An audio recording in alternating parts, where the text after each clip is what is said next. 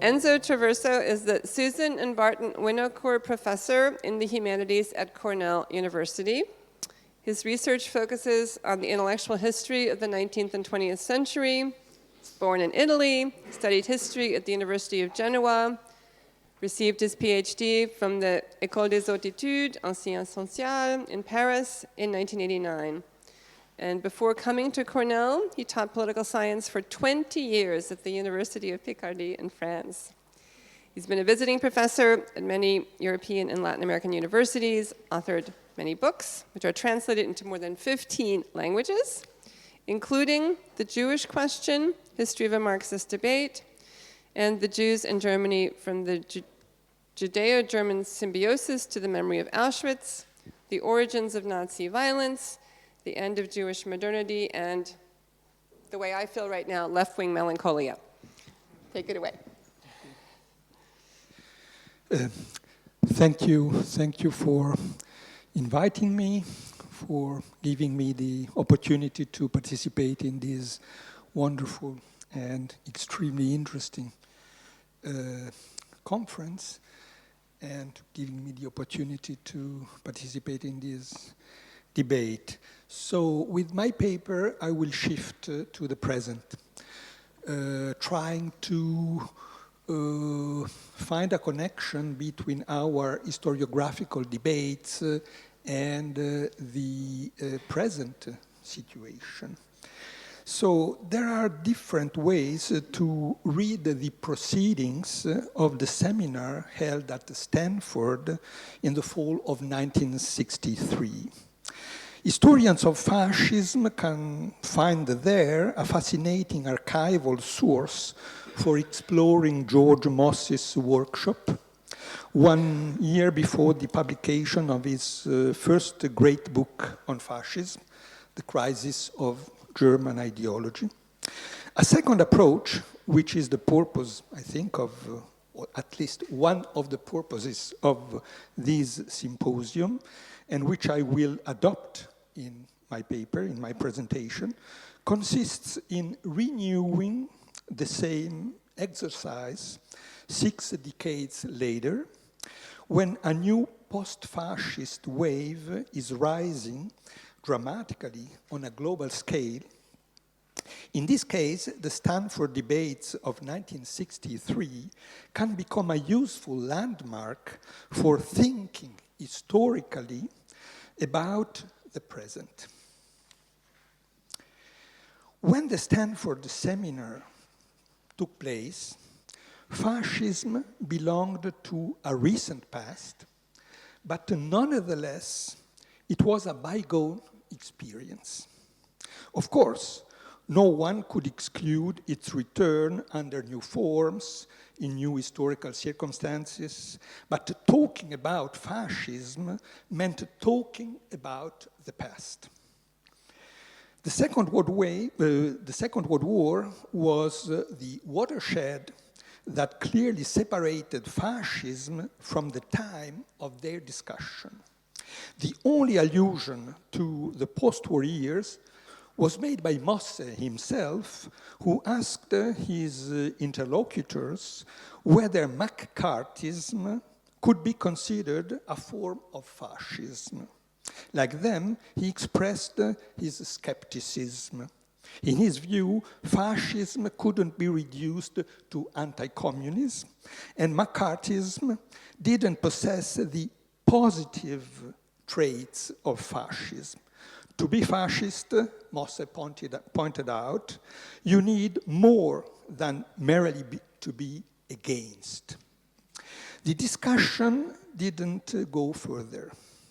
By 1963, McCarthyism itself belonged to the past, viewed more as an ephemeral ulceration of the Cold War than as a serious attempt to destroy democracy.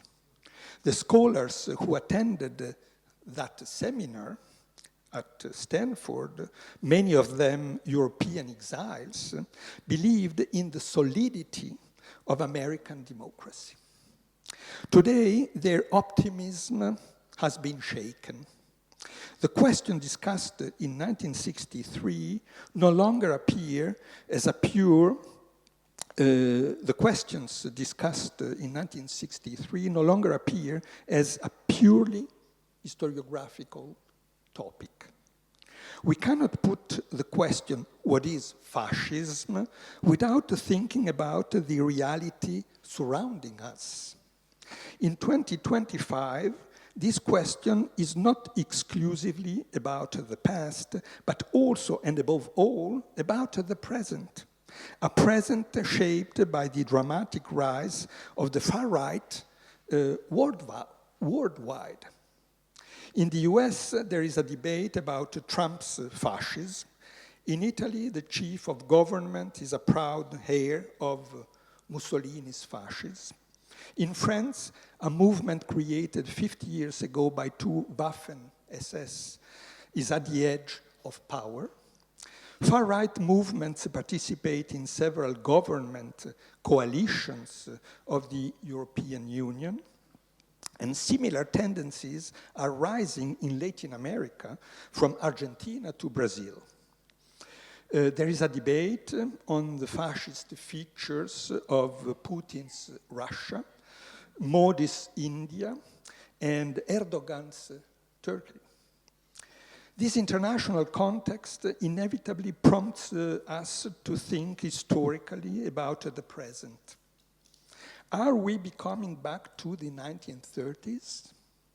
Does the concept of fascism capture the novelty of our situation? As Reinhard Koselleck pointed out, there is a tension between historical facts and their linguistic transcription. Concepts are indispensable to think a particular historical experience, but they can also transcend it and be used to apprehend new realities which are connected to the past through a web of memorial continuity. Historical comparison, fascism is one of their privileged realms, cannot avoid this tension between history and language.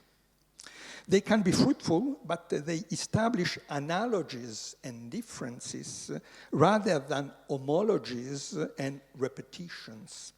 Sometimes they reveal that old concepts no longer work and should be renewed. Today, this entanglement between past and present displays an ambiguous semantics. For sure, most radical right parties and movements don't endorse fascism and, with few exceptions, don't claim the legacy of their ancestors of the 1930s and 1940s. But their comparison with fascism cannot be avoided nonetheless. In short, the concept of fascism seems both inappropriate and indispensable for grasping this new reality. This is why I prefer to speak of post-fascism, a definition that emphasizes a chronological distance and locates what is happening today in a historical sequence shaped by both continuity and transformation. Chronologically, this right-wing constellation comes after classical fascism and belongs to a different historical context. At the same time, it cannot be defined without being compared to fascism, which remains a foundational experience. On the one hand, it is no longer fascism. On the other, it's not completely different. It is something in between. The concept of post-fascism certainly doesn't answer all open questions, but corresponds to this transitional step. We should not forget that the category of fascism has been frequently used after the Second World War. In 1959, Theodor Adorno wrote that, I quote, "the survival of National Socialism within democracy was potentially more dangerous than the survival of fascist tendencies against democracy. In 1974, Pierpaolo Pasolini depicted the anthropological models of neoliberalism, at that time still embryonic, as a new fascism in front of which the regime of Mussolini appeared irremediably archaic, as a kind of paleo-fascism.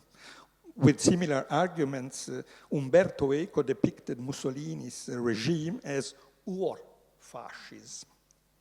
Several years ago, many historians stressed that Berlusconi's plebiscitary conception of democracy and charismatic leadership strongly evoked the fascist archetype. Today, Berlusconi has become a modest forerunner of Donald Trump. In other words, fascism it is not only transnational, like we saw in the previous session, or transatlantic,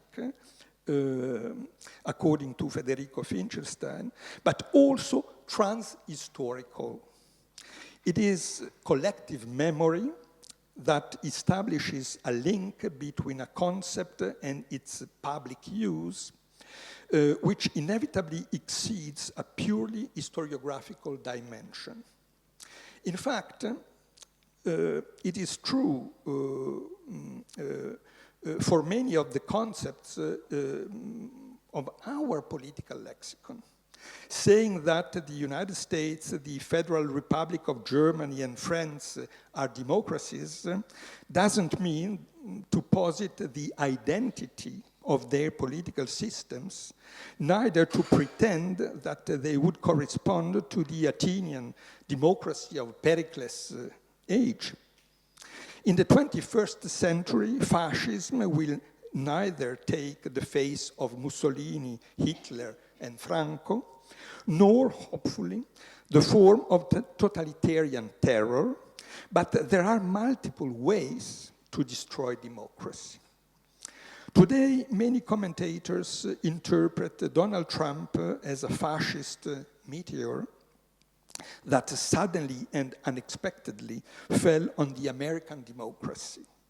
They seem to forget that democracy can be destroyed from within. Donald Trump is a pure product of the American society and the US political system. Post-fascism blurs the conventional boundary separating fascism from democracy. So, in this paper, I will try to analyze the present situation by reformulating some questions raised by the Stanford debates and, more broadly speaking, by George Mosse's interpretation of fascism. I apologize if this approach seems or can seem a little bit academic. So the biggest discrepancies that deserve to be mentioned are violence and anti-communism. In 1963, Mosse viewed National Socialism as an outcome of the Völkisch ideology, a form of nationalism that put down deep roots into German culture much before the First World War. Subsequently, he nuanced his approach by emphasizing the genetic link of fascism with the brutalization of continental Europe during the Great War, a trauma that transformed the political language and practices. Today, most radical right leaders are accustomed to appearing on our television screens, and their followers don't march dressed in uniform. Violence, think of the assault on the Capitol on January 6, 2021, or the Brazilian Congress attack 2 years later, is the exception, not the rule. In Western countries, post-fascism has emerged after 70 years of peace, and generally it accepts the institutional framework of liberal democracy. The West has exported violence beyond its borders, mainly to Asia and the Middle East, and is accustomed to presenting one of its creators, terrorism, as an external threat. The second relevant issue that emerged in the Stanford seminar was anti-communism.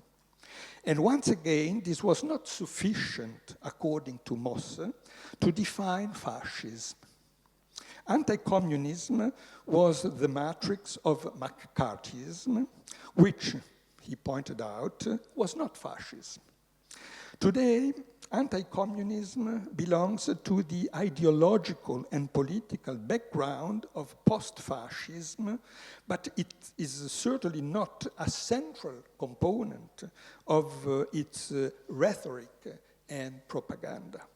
Of course, an electoral confrontation between Donald Trump and Alexandria Ocasio-Cortez, or between Marine Le Pen and Jean-Luc Mélenchon, could reactivate in the future this subjacent epistemic foundation of post-fascism. Several decades after the end of the Cold War, however, anti-communism was put behind the stage. This change has some considerable consequences. A powerful boundary that once separated fascism from the laboring classes no longer exists. If you can put thus, Le Pen, Salvini, Orban, Milei, and Trump have reintegrated the working class into their nationalist imagination. Of course, they refer to a national working class without immigrants, mostly composed of white men, but they pretend to defend them against globalization and claim a kind of ethnically circumscribed welfare state. In a historical perspective, post-fascism could also be seen as a result of the defeat of the revolutions of the 20th century. After the collapse of communism and the embrace of neoliberal reason by most social democratic parties, radical right movements have become, in many countries, the most influential forces opposed to the establishment without showing a subversive face and avoiding any competition with a demobilized left. This change is far from being anecdotal. In the 1930s, fascism was unable to conquer the laboring classes, which remained pervaded by a socialist culture and organized by left-wing parties and unions. A solid wall separated their values, identities, and languages from those of fascism. They expressed different rituals and symbols. When it came to power, fascism could not integrate the labor movement into its own social and political system. It was compelled to destroy it. Today, this cleavage has disappeared. In many European countries, the former bastions of the left have become, with a spectacular reversal of the traditional electoral landscape, the strongholds of far-right parties. We can also put no, the previous one. Yeah. Marine Le Pen. Okay, the first one was. So the radical right claims the classic populist paradigm of the good people. people opposed to the corrupted elites, but it reformulated it.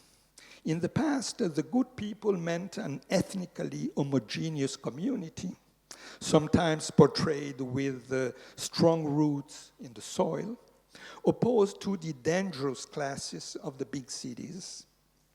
After the end of communism, a defeated working class struck by deindustrialization has been reintegrated in this virtuous national community. The bad people of post-fascist imagination, immigrants, Muslims, and blacks of the suburbs, veiled women, junkies, and marginal men, merge with the leisure classes, not necessarily very wealthy, but the leisure classes that adopt liberated customs.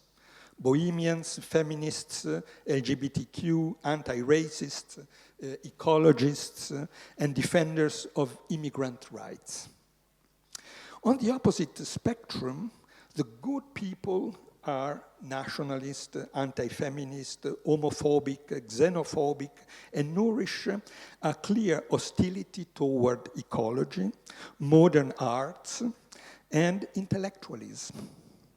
As Michel Fer has pertinently suggested, the continuity between early modern nationalism, fascism, and post-fascism lies in a persistent imaginary dichotomy between producers on the one hand and parasites on the other hand. The former virtuous laboring men and women shamefully exploited by the latter, an heterogeneous, very heterogeneous group including both the financial elites and immigrants benefiting from social security and welfare services in their host countries. According to Mosse, a second point now. According to Mosse, fascism was a revolution. This is one of the topics of our previous session. At the Stanford seminar, he vigorously asserted this idea, which he will elaborate in his following works. Now, this seems to me a crucial discrepancy between classical fascism and contemporary radical rights. What they lack is an idea of futurity. They don't claim any utopia. They are unable to project themselves into the future. Post-fascism belongs to a post-ideological age shaped by the collapse of the hopes of the 20th century, and it doesn't break a new regime of historicity, presentism, which, speaking with Reinhard Koselleck, is deprived of any horizon of expectation. In the 1930s, fascism claimed a national revolution and depicted itself as an alternative civilization opposed to both liberalism and communism. It announced the birth of a new man who would have regenerated the continent by replacing the old and decadent democracies. On the contrary, post-fascism doesn't have utopian ambitions. Its modernity lies in the means of its propaganda. All its leaders are very familiar with television, advertising, and communication, rather than in its project, which is deeply conservative. Against the enemies of civilization, it has globalization, immigration, Islam, terrorism, gender theories, and the radical right only claims a return to the past. National sovereignty, national preference, stopping immigration, the preservation of the Christian roots of Western countries, Europe in particular, gender hierarchies, defense of family, and so on and so on. From this point of view, the new radical right is more neoconservative than fascist. It belongs to the tradition of cultural despair, the Kulturpessimismus described by Fritz Stern in, I think, 1961, work with this title, rather than to that of conservative revolution or reactionary modernism, which projected aristocratic and anti-democratic values into a future political order, a peculiar mix of obscurantism and technological modernity. Think of the ideologue of Alternative für Deutschland, Rolf Peter Zieferle. He wrote a dark pamphlet in which he complained about the decadence of Germany, dominated by cosmopolitan and post-national values. It has completely reshaped by Habermas' idea of Verfassung Patriotism, of constitutional patriotism. After publishing his intellectual testament, Finis Germania, in 2017, he committed suicide. So, in short, this is not the trajectory of a redeemer. It is far more reminiscent of the resigned discourse on decadence developed by Arthur Gobineau in 19th century France, or Oswald Spengler in early 20th century Germany, than of the modern call for revenge and regeneration embodied by Moritz Barrès, Benito Mussolini, and Ernst Jünger.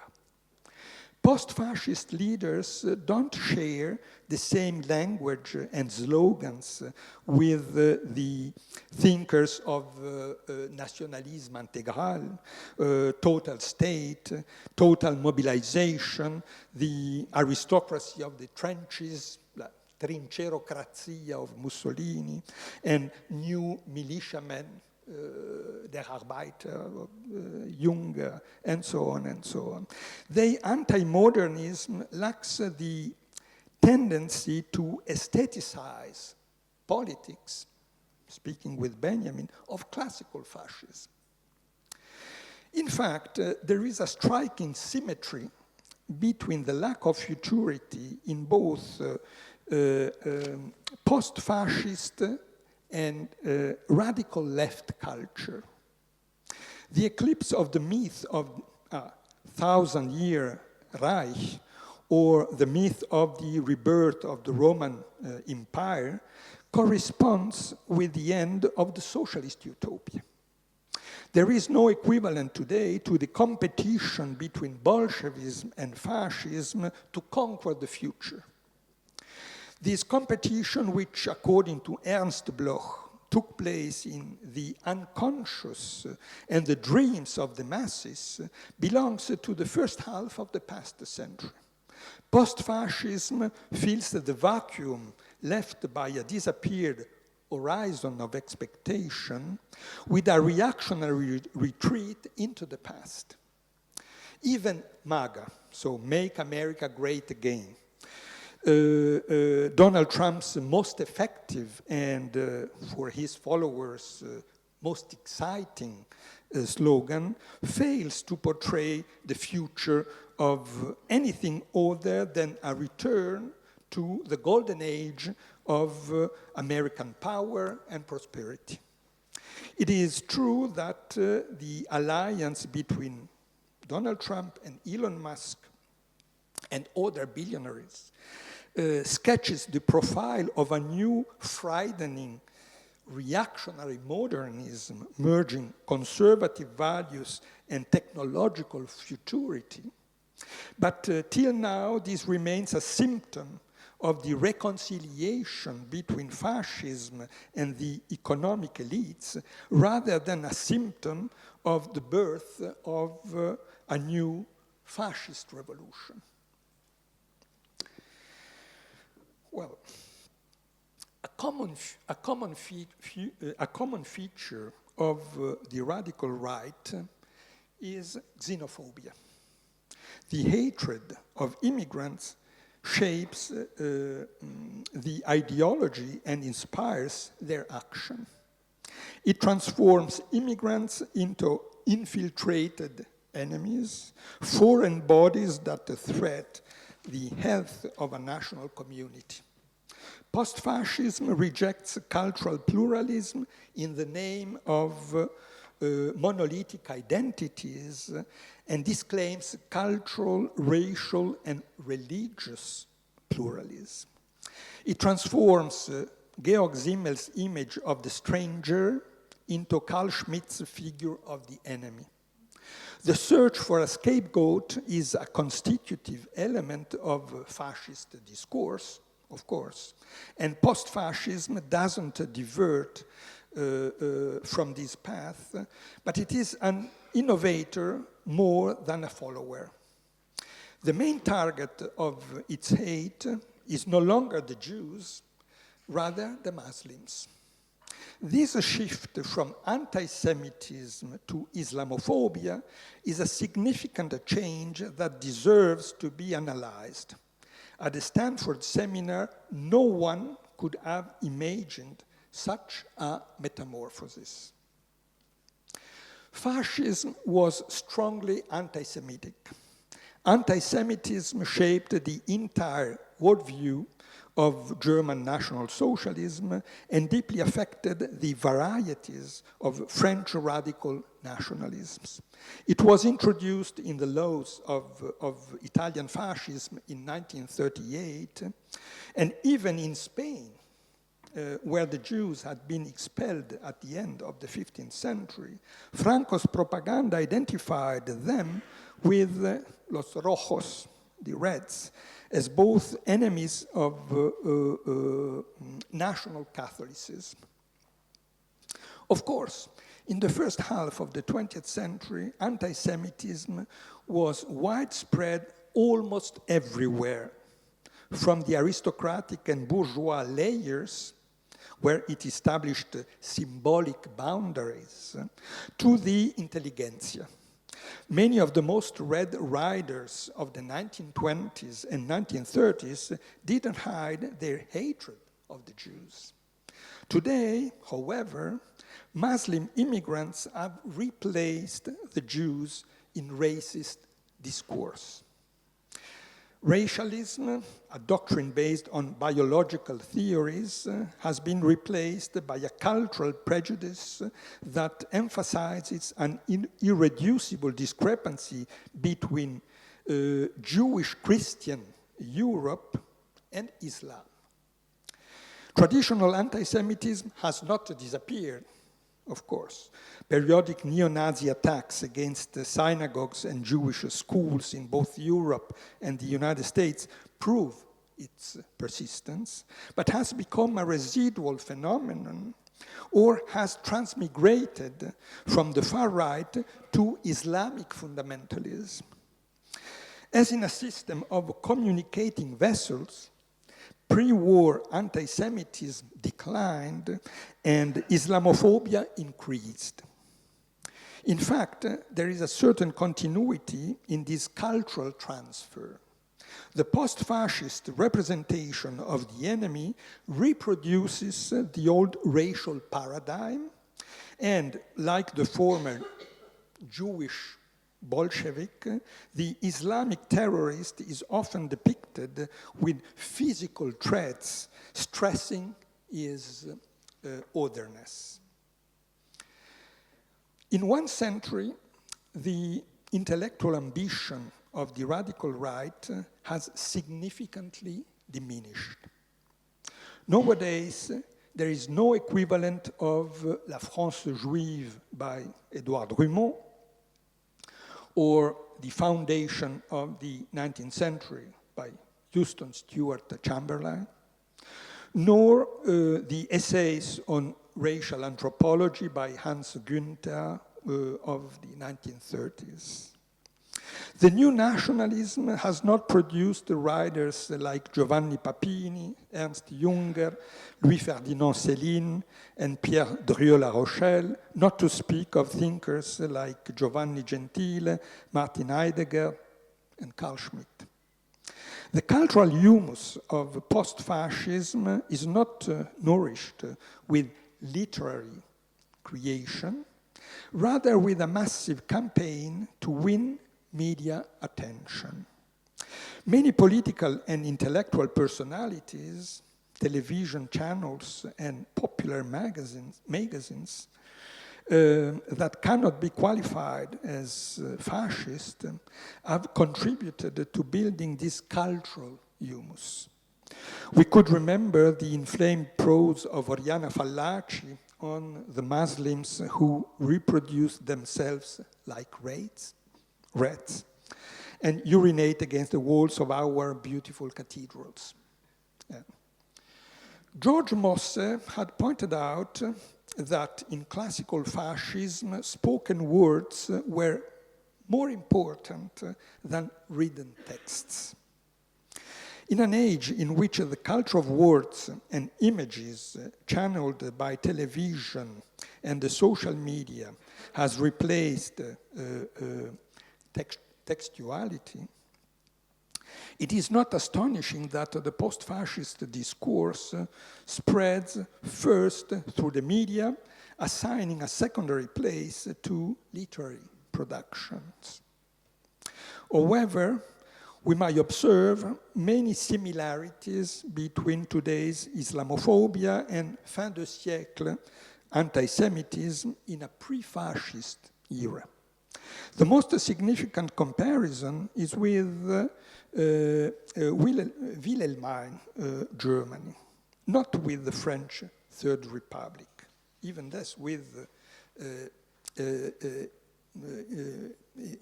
Italy, pre-fascist Italy. At the time of the Dreyfus affair, the Jews were designated as a state within the state, a position that certainly doesn't correspond to the present situation of the Muslim minorities, which remain hugely underrepresented inside the institutions of the European Union, for instance. Thus, the comparison would be more pertinent with Wilhelmine Germany, where the Jews were excluded from the state machine, just as the newspapers warned against a Jewish invasion, Verjudung. You can put the image. That was putting into question the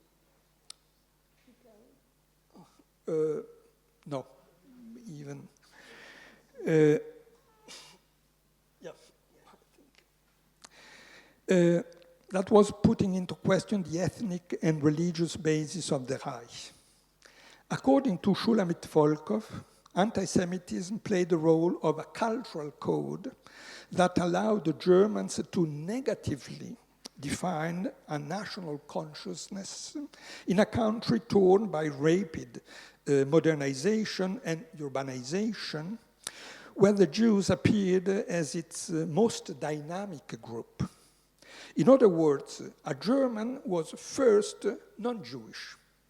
In a similar way, today Islam is becoming a cultural code that allows Europeans to find, by a negative demarcation, their lost national identity threatened or engulfed in the process of globalization. Sometimes anti-Semitism and Islamophobia coexist in the post-fascist discourse as two complementary rhetorical figures. The most striking case of this combination is found with Viktor Orban. You can, the chief of the Hungarian government, who denounces a double threat: a financial conspiracy organized by a parasitic Jewish elite from Wall Street.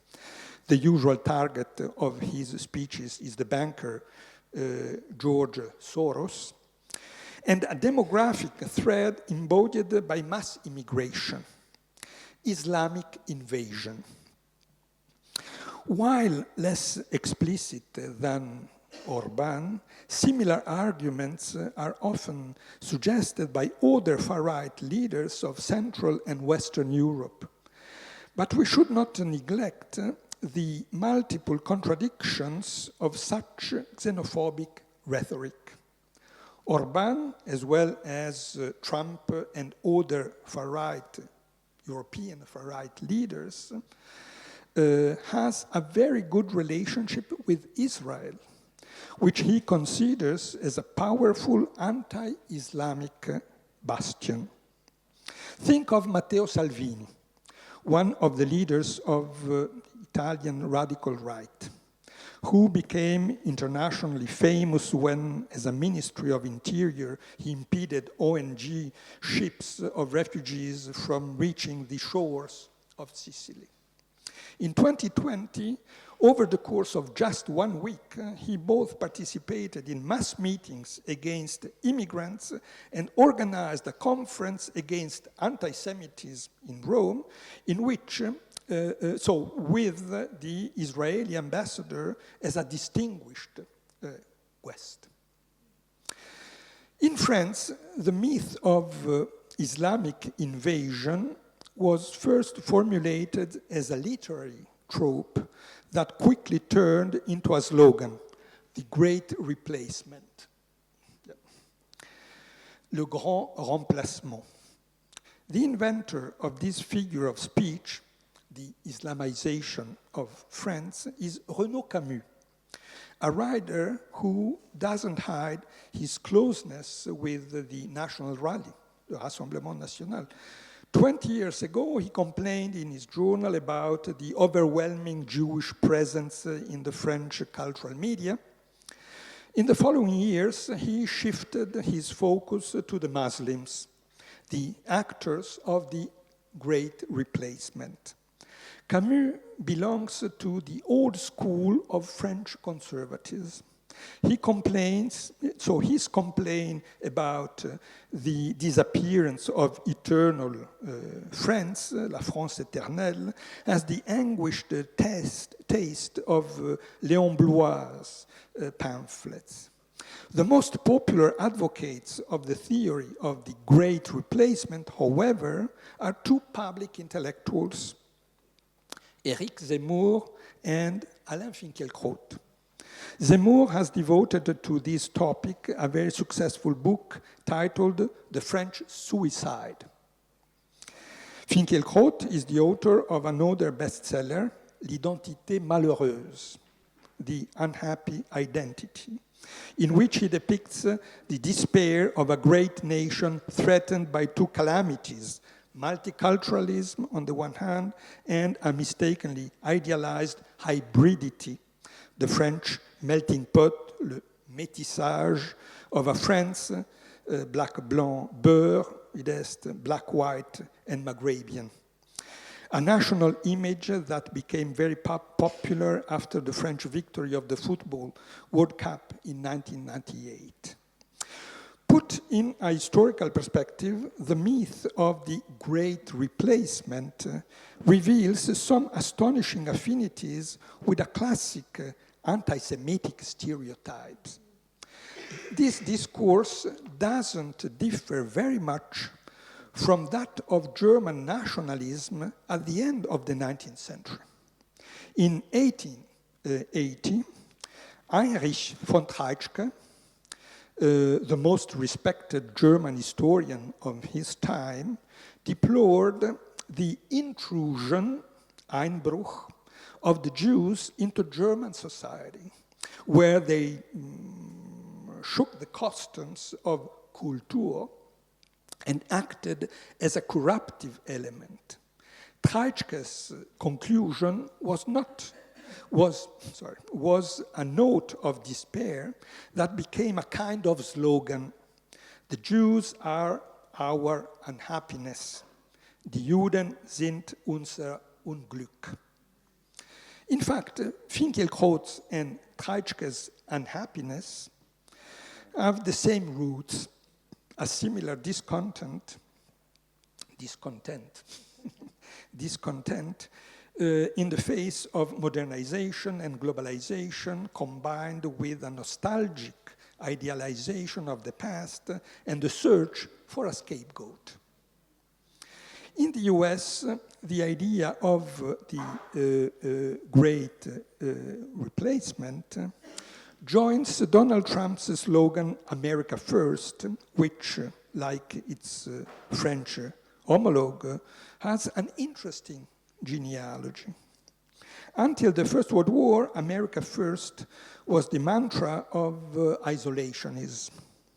It evoked a spirit of selfishness and the conviction that national interests should be defended regardless of any external circumstances. But the Great War was a turning point. Since the early 1920s, this catchword took a different meaning, until it condensed the claims of a new nativism that, according to many contemporaries, expressed the feature of a possible American fascism. Pushed forward by the anti-Bolshevik Red Scare and the rise of the KKK, the Ku Klux Klan, which reached at that time its highest influence, America First was reinterpreted in terms of biological races. The United States had to protect itself from mass immigration, an external threat coming from Southern and Eastern Europe that was modifying the biological basis of its civilization. Italian, Polish, and Balkan peasants, as well as Eastern Jews, were destroying Nordicism, the pillar of traditional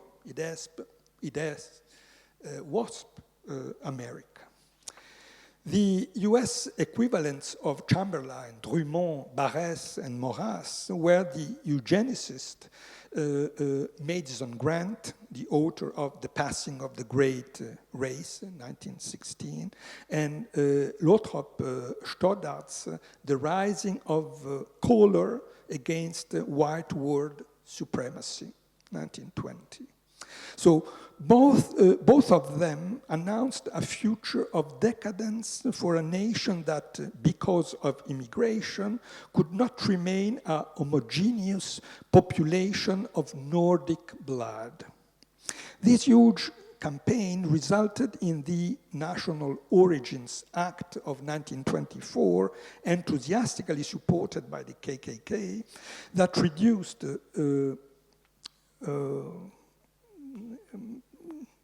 I have 5 minutes more. That reduced immigration by more than 80% by fixing national quotas. In the age of the New Deal, this wave of racist nativism declined until its spectacular comeback with Donald Trump. Thus, it is not very difficult to sketch the historical background of these speeches, of his speeches against Latino and Muslim immigrants, and so on.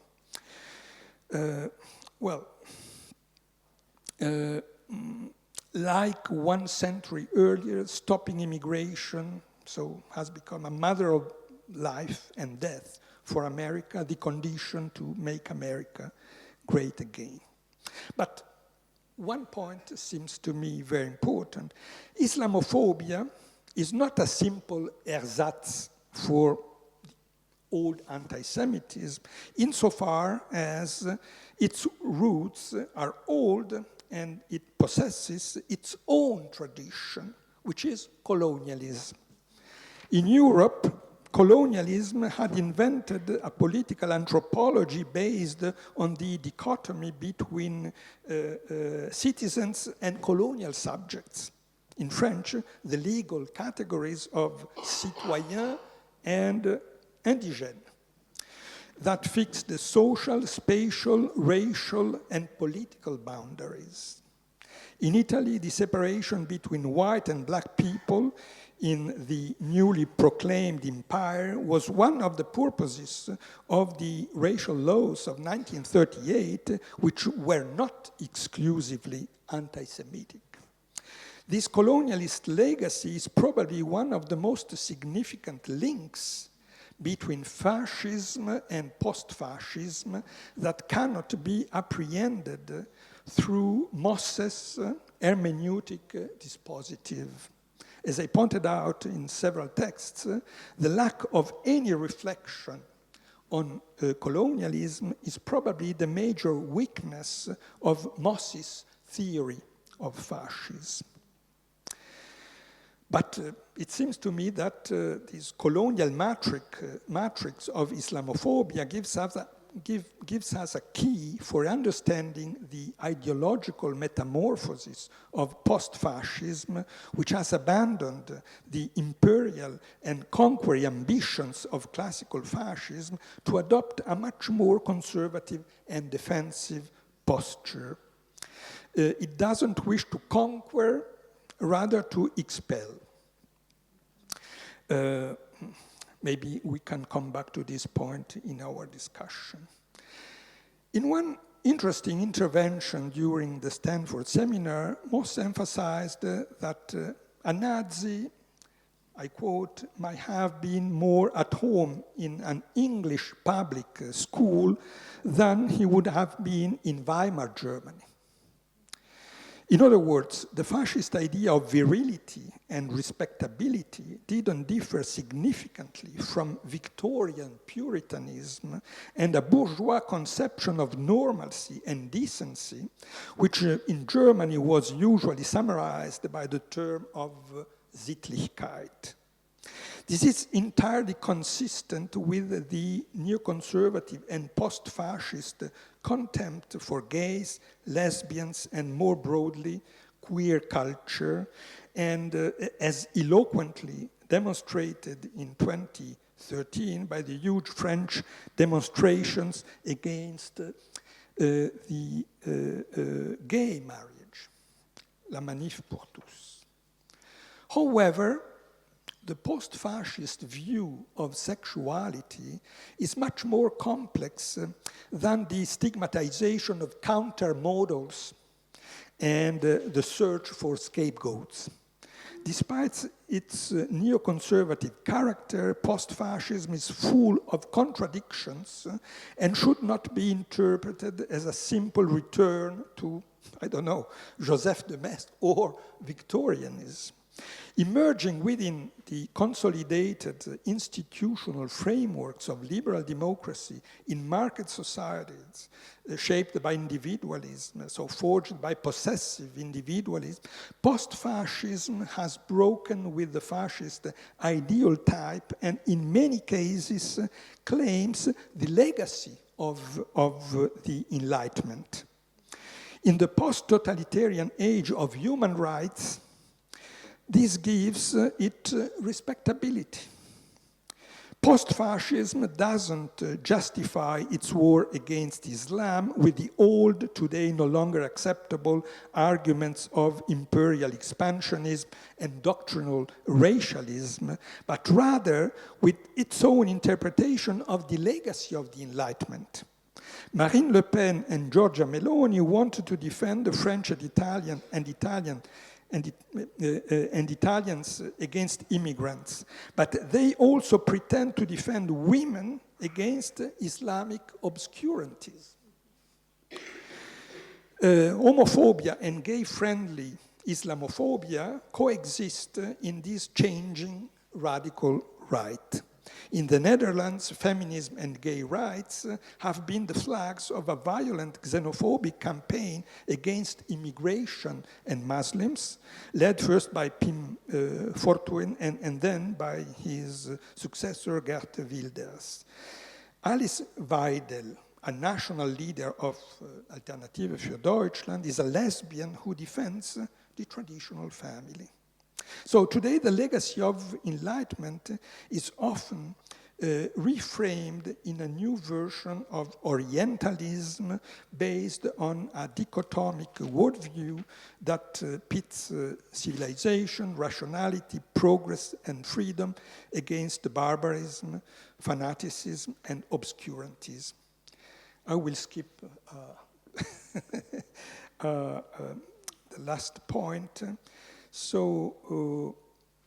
Related to the new connection, but post-fascism and the global elites of nowadays. But in conclusion, considering fascism as a transhistorical concept doesn't mean positing the eternal character, its eternal character, or envisaging its repetition. In the 21st century, it can only appear under a new form, and as I indicated at the beginning of my talk, we will probably need new words to depict it. If fascism is transhistorical, it is first and foremost because it is much more than a simple historiographical object. It is also a realm of memory that affects our present and our political imagination. Studying fascism would be pointless if it doesn't instill in us the consciousness that democracies are fragile conquests, that sometimes they implode, and that the history of the 20th century is also the history of their disintegration. This observation might seem banal, but it is certainly more timely today than it was 60 years ago when Mosse was discussing about fascism with his colleagues at Stanford. Thank you for your patience.